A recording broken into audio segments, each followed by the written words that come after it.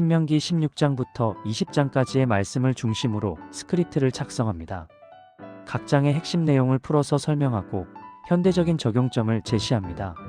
신명기 16장 절기의 규례. 신명기 16장은 유월절, 칠칠절 맥추절, 오순절, 초막절 장막절, 수장절 등 이스라엘의 중요한 절기에 대한 규례를 설명합니다. 이 절기들은 이스라엘 남자들이 매년 하나님 앞에 나아가 예배해야 하는 중요한 시기였습니다. 유월절 아비벌 3-4월경 14일에 지켜지는 유월절은 하나님께서 이집트에서 이스라엘 백성을 구원하신 사건을 기념합니다. 어린 양을 잡아 그 피를 문설주에 바르고 무교병과 쓴 나물을 먹으며 이집트 노예 생활과 하나님의 구원을 기억합니다. 유월절은 죄에서 해방되어 새로운 삶을 시작하게 하신 하나님의 은혜를 기억하고 감사하는 절기입니다. 칠칠절 맥추절, 오순절 칠칠절은 보리, 추수 시작부터 밀추수가 끝날 때까지 7주간의 추수를 허락하신 하나님께 감사하는 절기입니다. 곡식의 낫을 댄 첫날부터 50일째 되는 날에 지킴으로 오순절이라고도 불립니다. 칠칠절에는 첫 열매를 하나님께 바치며 감사를 드립니다. 칠칠절은 모든 것이 하나님의 은혜로 주어졌음을 인정하고 감사하는 절기입니다.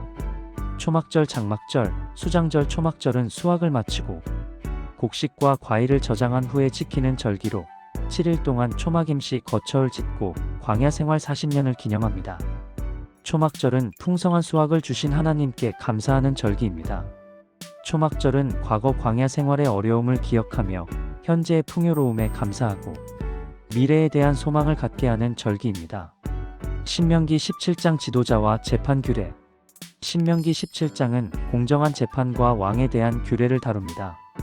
각 성읍에는 재판장과 지도자를 세워 공의로 백성을 재판해야 하며 재판을 굽게 하거나 외모를 보거나 뇌물을 받아서는 안 됩니다.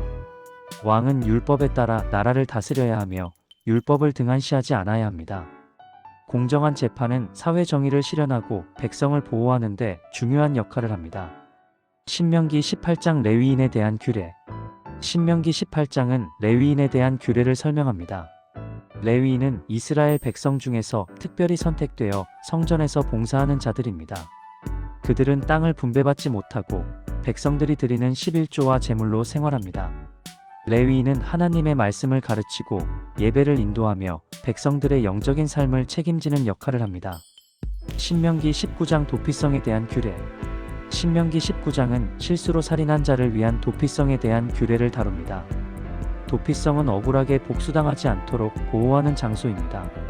도피성은 멀리 떨어져 있지 않도록 여러 곳에 설치해야 하며 실수로 살인한 자는 도피성으로 피신하여 재판을 받을 때까지 보호를 받을 수 있습니다. 신명기 20장 전쟁에 대한 규례.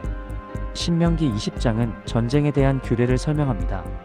전쟁에 나가기 전에 하나님께 기도하고 두려워하는 자, 새로 집을 지은 자, 포도원을 만든 자, 약혼한 자 등은 전쟁에서 제외됩니다. 전쟁에 대한 규례는 하나님의 백성이 전쟁을 통해 얻는 것이 아니라 하나님을 의지하고 그분의 뜻에 따라 행해야 함을 보여줍니다.